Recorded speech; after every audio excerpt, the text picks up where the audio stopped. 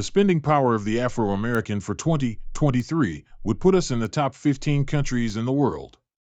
We, however, whine for aid from the government or complain about not having access to capital. We have been told to cry poor by the left, and we have willingly done so with great enthusiasm. The bottom line is we have the economic resources to do whatever we desire if we learn better money management as individuals and learn to cooperate and collaborate on needed projects. Afro Americans have drank the Kool-Aid being served by the left for decades. We have been indoctrinated from birth by our own parents and guardians that we are disadvantaged, we are poor compared to other groups, because of slavery we are lagging and need a helping hand. At no time is the idea that we are in charge of our destiny and we alone are responsible for how we deal with our plight. Business people of all ethnic groups have seen this debilitating characteristic in us and taken advantage, as well they should. Afro Americans are world-leading consumers. There is another reason why Afro Americans look to other groups or the government for support that is not related to historical precedents or ignorance. That element is selfishness. That probably isn't what you want to hear, but it is the truth.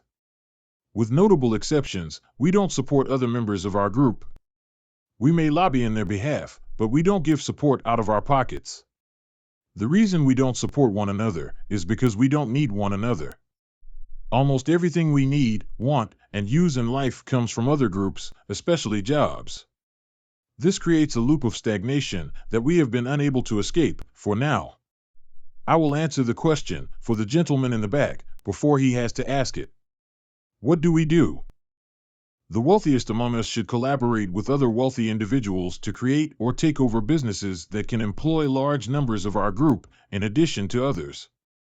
We need several versions of our own Shark Tank, where we will help budding entrepreneurs and inventors succeed, thus keeping the rewards in-house.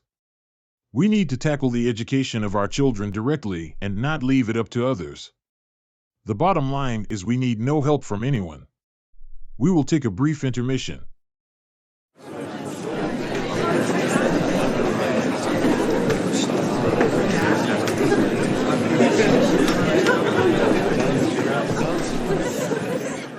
Afro Americans are not entitled to anything other than what is guaranteed to all American citizens by the Constitution, amendments, and the Civil Rights Act. Afro Americans have been complicit in the rise of the United States from both involuntary and voluntary efforts. If we were still slaves picking cotton, we would have at least a moral case. The argument that the freed slaves never got their 20 acres and a mule doesn't hold up 160 years later. If it did, we would have to turn those reparations over to the indigenous peoples as rent for occupying their land for the last 160 years. What do we do?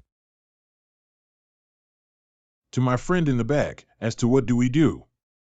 We stop protesting and lobbying for a free check or handout and take the $1.6 trillion that passes through our hands each year and get busy.